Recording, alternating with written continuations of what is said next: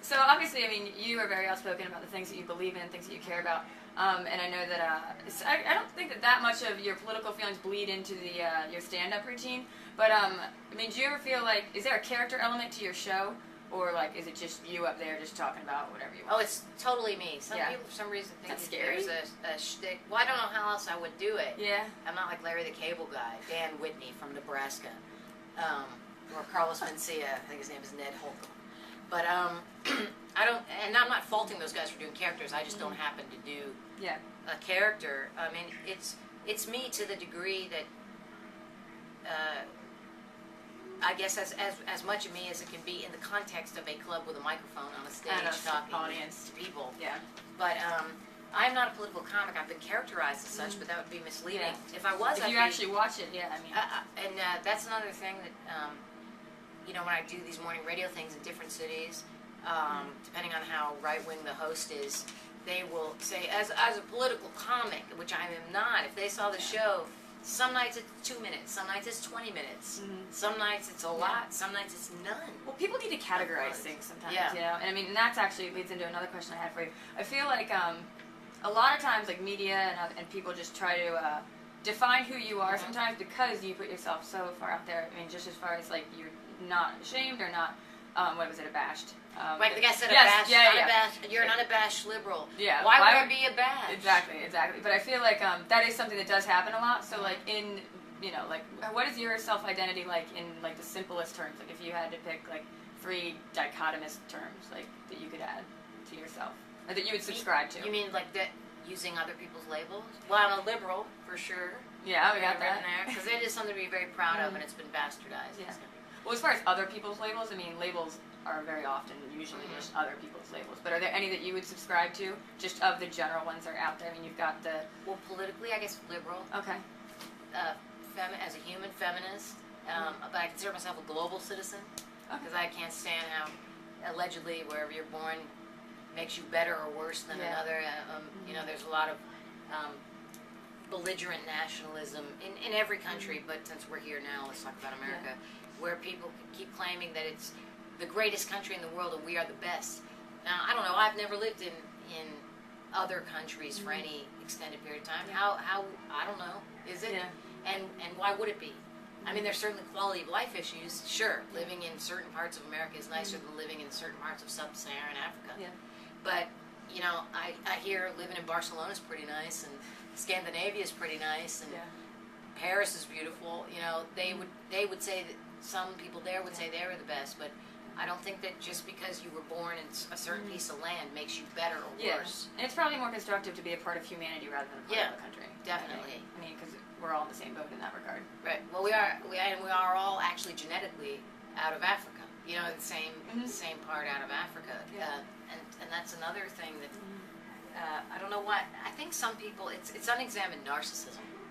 Some people love identity. They love to identify as something, or they really cleave into their heritage, even though they have, you know, like a St. Patrick's Day parade.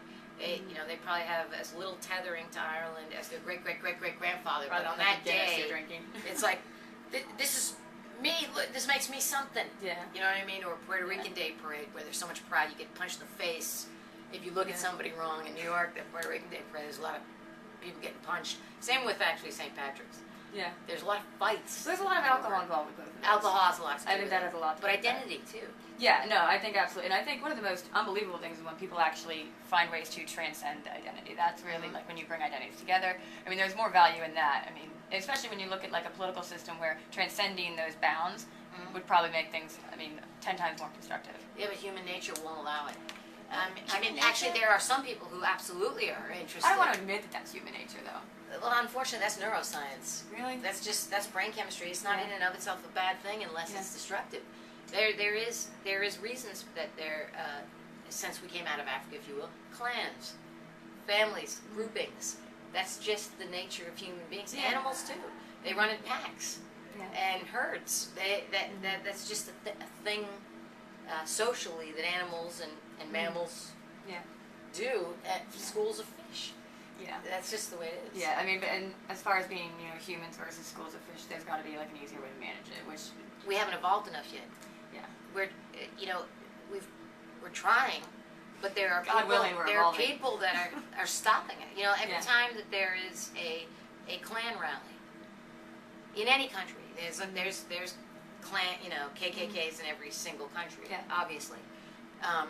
Every time that happens, every time there's a hate crime, every time women are treated as second-class citizens, every time children are abused, every time animals are abused, we are prevented from Yeah. evolving. We'll get there, but there's a lot of digressing. there's always 2 steps back. Yeah. With Obama getting into office, that's huge. And then you see the backlash. Yeah. It's going on this weekend. There's people that are pretending that they're upset about taxes, right? The Tea Party people. Yeah. You're pretending, okay, now let's break that down. That's just straight up racism. And it's dishonest or denial to say anything else because, first of all, they're going to get a tax break with Obama. I doubt many of them are making over $250,000 a year. Secondly, his tax code doesn't kick into 2012. So are they protesting Bush's tax policy? If they were upset about high taxes, then they would have been out there 8 years ago with their money being terribly spent. They're upset about government taking over. Cheney and Bush made it a unitary executive theory, surveillance society. It doesn't, Nixon was bad, and it's always been bad. We just don't hear about a lot of it. Yeah. But Cheney is really bad. So if that's bothering them, we would have heard about it. What's bothering them is the anxiety over the browning of society. And they are upset about immigration. They are not intellectually able, or I'm not saying they're stupid, but they're emotionally unintelligent. I have no idea how book smart they are. I don't know what their grades or their SAT scores were. I would suspect fairly low. But, I've seen plenty of smart people who are racist thugs, too. But these teabaggers, they're gay bashing, they're immigrant bashing, they're reproductive injustice, they're Holocaust denying, whatever these things that tie them together.